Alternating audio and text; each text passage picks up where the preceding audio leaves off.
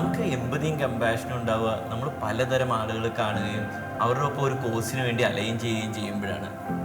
അതെന്താന്ന് വെച്ചാൽ നമുക്ക് വൈബ് ചെയ്യണേ നമ്മളെ സെറ്റ് ഓഫ് ആൾക്കാർ വേണം. ഇവരെല്ലാവരും നന്നായി ജീവിക്കുകയാണെങ്കിൽ നമുക്കും നന്നായി ജീവിക്കാൻ പറ്റും.